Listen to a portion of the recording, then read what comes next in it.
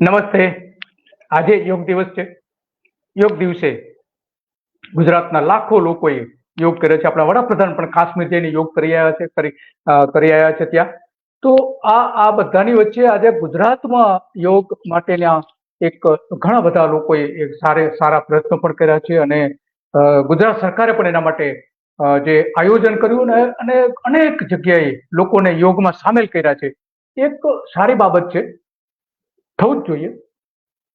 પરંતુ એની સાથે સાથે યોગની સાથે સાથે આપણે જે શિક્ષણમાં જે શીર્ષાસન કરી રહ્યા છીએ એની કેટલીક વાતો આજે કરવી છે આપણે.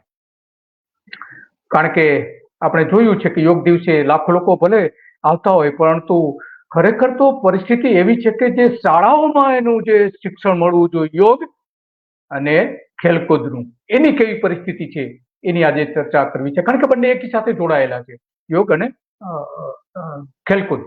તો ગુજરાતમાં યોગ શીખવે એવા શિક્ષકો શાળાઓમાં તો નથી બિલકુલ. યોગ શીખવે એ તો ઠીક છે, પરંતુ ખેલકૂદ એટલે કે વ્યાયામ કરાવી શકે એવા 10,000 જેટલા વ્યાયામ શિક્ષકો 2009 થી ખાલી છે જગ્યા. 2009 થી આવી હાલત છે આજે ગુજરાતની. અને બીજી બાજુ ગુજરાત સરકાર દર વર્ષે ખેલ મહાકુંભ કરે છે. એમાં જે છેલ્લે જે એની વેબસાઇટ ઉપર જે નોંધાયેલા છે એ પ્રમાણે 66 લાખ વિદ્યાર્થીઓ ખેલાડીઓ ખેલ મહાકુંભમાં જોડાયા હતા. તો એની સામે શિક્ષકો તો બિલકુલ નથી.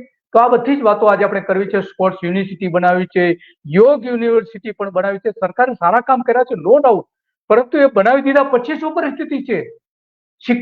શિક્ષણની નવી નીતિ બનાવી છે. એ નવી નીતિ પ્રમાણે જે શિક્ષણની નવી નીતિ નરેન્દ્ર મોદીએ બનાવી છે, સારી બનાવી છે, લોકો આવકાર પણ આપે છે. પરંતુ એમાં શિક્ષકો જે હોવા જોઈએ, પીટી ટીચર જેને આપણે કહીએ છીએ, એ પણ નથી. એનું શું? 80% શાળાઓ એવી છે, ગુજરાતની 80% શાળાઓ એવી છે કે જેની પાસે રમતગમતના મેદાનો નથી. તો આ બધું કરી રહ્યા છો, બધું બરાબર છે, પરંતુ જે નથી એનું શું? ખરેખર તો પેલા એ કામ કરવું જોઈએ. ઓલિમ્પિક અને ગોલમ્પિક આપણે બનાવી રહ્યા છીએ, 10,000 કરોડ એની પાછળ ખર્ચવાના છીએ, પરંતુ સ્કૂલના મેદાનો જો ન આપી શકતા હોય તો ઓલિમ્પિકનો મતલબ શું છે? શા માટે ઓલિમ્પિક કરવી જોઈએ? શા માટે ગોલમ્પિક કરવી જોઈએ? શા માટે એશિયન ગેમ્સ કરવી જોઈએ? કોઈ જ મતલબ નથી. અને એટલા માટે આજે યુવરાજસિંહે એવું કહ્યું છે કે ગાંધીનગરમાં જે શિક્ષકો પર પોલીસનો જે અત્યાચાર થયો, આજ ભૂપેન્દ્ર પટેલની સરકારનો જે અત્યાચાર થયો, પરંતુ આ જે પીટી ટીચર નથી, વ્યાયામ શિક્ષકો નથી ગુજરાતમાં, એના વિશે પણ યુવરાજસિંહે કહ્યું છે. એ પણ આપણે સાંભળીએ.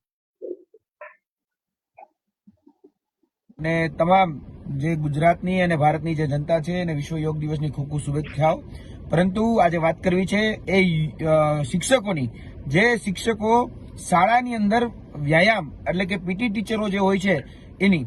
કેમ કે છેલ્લા ઘણા સમયથી ગુજરાતની અંદર આમ તો લગભગ જોવા જઈએ તો 2012 પછી એક પણ વ્યાયામ શિક્ષકની કાયમી ભરતી એમાં કરવામાં નથી આવી. એ પણ એક કરુણતા છે કે આપણે બહુ મોટી મોટી બેનરો મારીએ છીએ, બહુ મોટી મોટી ફાંકા ફોજદારી કરીએ છીએ. આપણે એવું કહીએ છીએ કે કરો યોગ ભાગે રોગ, પણ એ યોગ કરાવનાર શિક્ષકો ક્યાં છે આજે? એટલે સૌથી મોટી આપણી કરુણતા એ છે કે આપણા શાળાઓની અંદર જે વ્યાયામ શિક્ષકો પહેલા હતા એ વ્યાયામ શિક્ષકો હવે રહ્યા નથી. કેમ કે છેલ્લા ઘણા સમયથી આ જે ખાલી પદો છે એ ખાલી પદોની ભરતી જ કરવામાં નથી આવી. અમે ગુજરાત સરકારને કહીએ છીએ અને તેની સાથે સાથે ગુજરાતના પનોતા પુત્ર એવા આદરણીય નરેન્દ્ર મોદી સાહેબને કહીએ છીએ કે આ તો આપનું ગૃહ રાજ્ય છે અને ગૃહ રાજ્યમાં જ આવી પરિસ્થિતિ છે તો બીજા રાજ્યોમાં તો કેવી હશે? મહેરબાની કરી અત્યારે આપણી પાસે સ્કિલ્ડ લોકો છે અને એ સ્કિલ્ડ લોકો જે તમામ પ્રકારના આ જે કૌશલ્ય કહેવાય એમાં જે પરીક્ષાઓ છે, પરીક્ષાઓ પાસ પણ કરેલા છે અને જેને યોગ કરાવતા પણ આવડે છે, તો એવા શિક્ષકોની કાયમી રીતેની ભરતી કરવામાં આવે એ મારી માંગણી છે. આ વિશ્વ યોગ દિવસ છે, જે વિશ્વ ફલક ઉપર આખું જે અત્યારે કહી શકાય કે યોગની જે ચર્ચાઓ થઈ રહી છે એ યોગની ચર્ચાઓમાં જ્યારે દેશના પ્રધાનમંત્રીના જે ગૃહ રાજ્ય છે એ ગૃહ રાજ્યમાં જે સરકારી શાળાઓ છે એ સરકારી શાળાઓમાં વ્યાયામ શિક્ષકોની અછત છે, એ પણ નવી વાસ્તવિકતા છે. તો કાયમી ધોરણે એ અછત પૂરવામાં આવે અને તાત્કાલિક ધોરણે એમાં વ્યાયામ શિક્ષકોની ભરતી કરવામાં આવે એટલી જ અમારી માંગણી છે. જય યુવરાજસિંહ કર્યા છે કે જે શિક્ષકો માટે, વિદ્યાર્થીઓ માટે ઘણા બધા આંદોલનો કરી ચૂક્યા છે. અને ગાંધીનગરમાં જે પરમ દિવસે અત્યાચારો થયા શિક્ષકો ઉપર, એમાં પણ એમની મહત્વની ભૂમિકા હતી એ શિક્ષકોના ન્યાય અપાવવા માટે. તો વાત છે યોગની. યોગ દિવસે આ બધું જ થઈ રહ્યું છે. અને હવે યોગ પછી જે ઇવેન્ટ થવાની છે એ 23 જૂન એટલે કે 2 દિવસ પછી ભારતના સાઉથ એશિયાનું એકમાત્ર અને પ્રથમ ઓલિમ્પિક રિસર્ચ સેન્ટર દહેગામ ખાતે શરૂ કરવામાં આવી રહ્યું છે. એના લવાડ ગામ જે છે તે ત્યાં આપણે રક્ષા શક્તિ યુનિવર્સિટી બનાવવામાં આવી છે, ત્યાં આ રિસર્ચ સેન્ટર શરૂ થવાનું છે. ભારતનું પહેલું અને એશિયાનું પણ પહેલું. તો અહીંયા Bharat centre of Olympic research and education centre આ દેશનું તો પ્રથમ છે જ, પરંતુ એશિયાનું પણ કદાચ એવું, સાઉથ એશિયાનું પણ એવું પહેલું માનવામાં આવી રહ્યું છે, એવો દાવો પણ સરકાર કરે છે. તો આ બધું થાય છે, સારી વાત છે, રિસર્ચ કરો, પરંતુ રિસર્ચ કર્યા પછી એનો અમલ ક્યાં કરશો? તમારી પાસે શાળામાં શિક્ષકો તો નથી, યોગ શીખવી શકે એવા શિક્ષકો તો નથી, એટલે ભરની ભરતી કરતા તમે તો શીખવશે ક્યાં? એનો અમલ ક્યાં કરશે? શું કરશે આ બધું? અને આ માટે આપણે જોયું છે કે નરેન્દ્ર મોદીએ પણ આજે રક્ષા શક્તિ યુનિવર્સિટીમાં જે થવાનું છે એની આ શિક્ષકો જે માંગણી કરી છે કે અમારા પીટી ટીચર આપો, તો પેલા એનો તો અમલ કરો. આ જે દેખાવો કરી રહ્યા છે શિક્ષકો, એનો તો અમલ કરો. એ થતું નથી. તો આપણા વડાપ્રધાન નરેન્દ્ર મોદી જે નવી શિક્ષણ નીતિ લાયા છે એના સત્રમાં એક વાત કરી રહ્યા છે કે દરેક શિક્ષક માટે જે છે એ પીટી ટીચર એટલે કે ખેલકૂદ શિક્ષક એના માટેની શું પરિસ્થિતિ છે એ પણ નરેન્દ્ર મોદી વાત કરી રહ્યા છે. એમની જૂની જે વિડીયો છે એ પણ સાંભળી. शिक्षा का हिस्सा अब बन गया है। जी सर। एक्स्ट्रा एक्टिविटी नहीं रहा है, अब उसको स्कूल का हिस्सा बना दिया गया है। जी सर।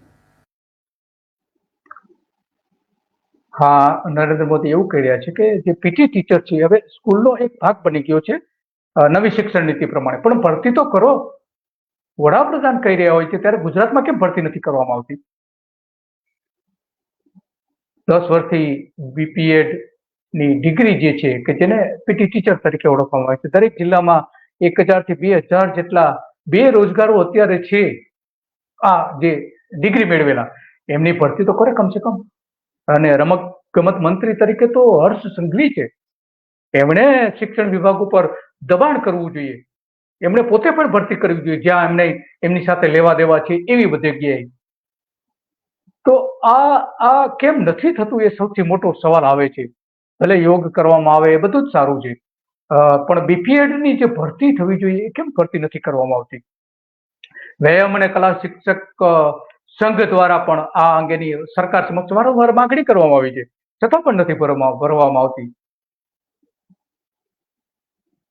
40 વર્ષથી વધારે ઉંમર થઈ ગઈ છે જે શિક્ષક લઈ ચુક્યા છે, શિક્ષણ લઈ ચુક્યા છે એનું, છતાં પણ ભરતી નથી કરવામાં આવતી.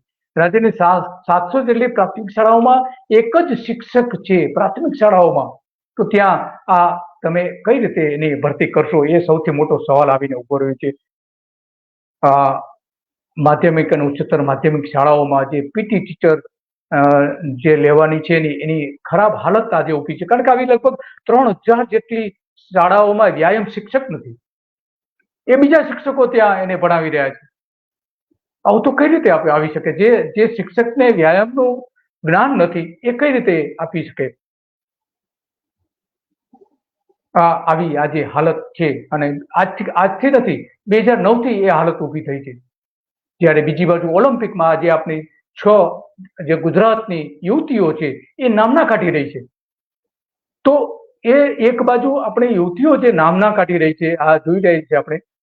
માના પટેલ, લોહિનિયા, લવારે શૂટિંગમાં જે છે અંકિતા રેના, આ બધા જ આગળ આવ્યા છે. તો એ એના પોતાના પગ ઉપર ઉભા રહીને આગળ આવ્યા છે. તો નાના બાળકો જે છે એ શાળાઓમાં એને તાલીમ આપી શકે એવા શિક્ષકો તો ક્યાંય નથી. અને બીજી બાજુ આપણે ઓલિમ્પિકની તૈયારી કરી રહ્યા છીએ, 2036ની ઓલિમ્પિકની. અમદાવાદમાં ઓલિમ્પિકનું આયોજન કરવા માટેની તમામ પ્રયત્ન થયા છે, પરંતુ હવે બીજું એક એમાં એ ઉમેરવામાં આવ્યું છે. હમણાં જે સરકારમાં જે મિટિંગો થઈ છે, બેઠકો થઈ છે, એમાં 2026માં કોમનવેલ્થ ગેમ રમવાની એના યજમાન બનવાની અમદાવાદમાં તૈયારીઓ પણ ચાલુ કરી દીધી અને એ માટે બીડ પણ કરી શકે છે એવા એવા અહેવાલો પણ રાજ્ય સરકાર તરફથી સંકેતો પણ આપવામાં આવ્યા છે. એના માટે ઓલિમ્પિક માટેનું સ્ટેડિયમ, જે 7 સ્ટેડિયમ તૈયાર થવાના છે, એની ડિઝાઇન આપણે જોઈ રહ્યા છે કે મોટેરા પાસે જ્યાં સરદાર પટેલ સ્ટેડિયમ આવેલું છે, વિશ્વનું સૌથી મોટું સ્ટેડિયમ, ત્યાં આ 7 નવા બીજા સ્ટેડિયમ કરવાના છે. અને ત્યાં જમીન પણ મેળવવાની સરકારે નોટિસ પણ આપી છે.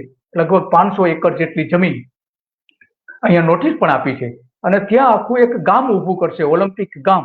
તો આ ઓલિમ્પિક ગામ ઊભું થાય એ પહેલા ત્યાં કોમનવેલ્થ ગેમ પણ ગેમ પણ રમવામાં આવે એવી પણ શક્યતા અહીંયા ઊભી થઈ છે. બીજી બાજુ ગોધાવી પાસે, જે અમદાવાદનું ગોધાવી છે ગામ છે, ત્યાં પણ મણિપુર, ગોધાવી, ગરોડિયા વિસ્તારમાં નોલેજ એન્ડ સ્પોર્ટ્સ કોરિડોર બનાવવા માટેની જમીનના મોટા પ્રમાણમાં સોદાઓ પણ થઈ રહ્યા છે. અને રિલાયન્સ અને પરિમલ નથવાણી જે છે એ અહીંયા જમીન ખરીદવા માટે અહીંના ખેડૂતો છે એના પર દબાણ કરી રહ્યા છે કે તમે આ જમીન અમને આપી દો, સસ્તામાં આપી દો. શા માટે ખરીદવામાં આવી છે? એવું કહે છે કે ત્યાં સરકાર, જો તમે અમને નહીં આપો તો સરકાર ત્યાં સંપાદન કરવાની છે. તો કરોડો રૂપિયાની જમીન કોણ ખરીદી રહ્યું છે? ત્યાં રિલાયન્સ શા માટે રસ રહ્યા છે? પરિમલ નથવાણી શા માટે એના માટે રસ લઈ રહ્યા છે? અને ત્યાં નરેન્દ્ર મોદીનું નામ આપીને આ બધી જમીન એક્વાયર કરવા, એ જમીન મેળવવામાં આવી રહી છે. તો આ શું ચાલી રહ્યું છે એ કઈ સમજ નથી પડતી ત્યાં પણ. બીજી બાજુ અહીંયા જે અત્યારે જે નરેન્દ્ર મોદી સ્ટેડિયમ, સરદાર પટેલ સ્ટેડિયમ જ્યાં બનાવાયું છે, એની બાજુમાં કોટેશ્વરમાં પણ એક મહાદેવની મંદિર હતું. ત્યાં 9,000 કરોડ રૂપિયાની જમીન મેળવવા માટેનું એક આખું મોટું કૌભાંડ થયું છે. તો આ બધાની વચ્ચે જ્યારે નરેન્દ્ર મોદી પોતે પણ અહીંયા આવીને ફ્રાન્સના જે નેતા છે ફ્રાન્સના, એ અહીંયા આવીને જ્યારે એમ કહેતા હોય કે અમે ફ્રાન્સના પ્રમુખ જે છે ઇમાન્યુઅલ મેક્રોન કહે છે કે અમે ભારતને ટેકો આપીશું ઓલિમ્પિક રમવા માટે, એ શું કહી રહ્યા છે એ પણ સાંભળીએ આપણે. And we will be delighted to build a stronger cooperation on sports and this type of event as well with you, as we will definitely support your intention to organize Olympic Games in India for the future. ફ્યુચરમાં Olympic game રમવાની છે તો એને અમે ટેકો આપીએ છીએ, એવું ફ્રાન્સના પ્રમુખ કહી રહ્યા છે. તો એના અનુસંધાનમાં ગોધાવીમાં, અમદાવાદમાં 500 એકર જમીન એક્વાયર કરવાની જે સરકારે જાહેરાત કર્યા પછી પણ ત્યાં કેટલાક જમીન સ્કેમ થઈ રહ્યા છે. એમાં રિલાયન્સનું નામ પણ આવ્યું છે. કેટલાક ખેડૂતોએ એનો વિરોધ પણ કર્યો છે કે ભાઈ અમારા ઉપર દબાણ કરે છે રિલાયન્સના પરિમલ નથવાણી અને અમને એ જમીન આપો, એવા અહેવાલો પણ, ટીવી અહેવાલો પણ સામે આવ્યા છે, અખબારી અહેવાલો પણ બહાર આવ્યા છે. એમાં આ બધાની વચ્ચે જ્યારે આ મોટેરા પાસે પણ 236 એકરમાં એક કોમ્પ્લેક્સ ઊભું કરવા માટેની, જમીન મેળવવા માટેની નોટિસ પણ અમદાવાદ મ્યુનિસિપલ કોર્પોરેશન આપી છે અને એ એક્વાયર કરવા માટે અહીંયા દબાણ પણ થઈ રહ્યું છે. કારણ કે 6 સ્પોર્ટ્સ કોમ્પ્લેક્સ અહીંયા બનાવવાના છે સરદાર પટેલ સ્ટેડિયમ કોમ્પ્લેક્સની આસપાસમાં, અને એટલા માટે અહીંયા સ્પોર્ટ્સ સિટી બનાવવા માટે પણ અમદાવાદ શહેરી સત્તામંડળ અને Ahmedabad municipal corporation, Gandhinagar municipal corporation અને ગાંધીનગર સત્તામંડળ, શહેરી સત્તામંડળ પણ અહીંયા એ રીતે દબાણ કરી રહ્યું છે. તો આ કોના હિતમાં થઈ રહ્યું છે કઈ સમજ નથી પડતી. એક બાજુ મોદી કહે છે કે અમે યોગ શીખવીએ છીએ અને યોગના કારણે ભારતને નામના મળી છે, પરંતુ અહીંયા તો આટલા મોટા પ્રમાણમાં કૌભાંડો થઈ રહ્યા છે. કોણ છે એના માટે? કોટેશ્વરમાં 9,000 કરોડ રૂપિયાની જમીનનું મોટું કૌભાંડ થયું છે. એક પણ મહાદેવ મંદિરની જે જમીન હતી ત્યાં આ થયું છે. તો આ કોણ કરી રહ્યો છે? આ બધું કોણ છે એની પાછળ ઓલિમ્પિકના નામે?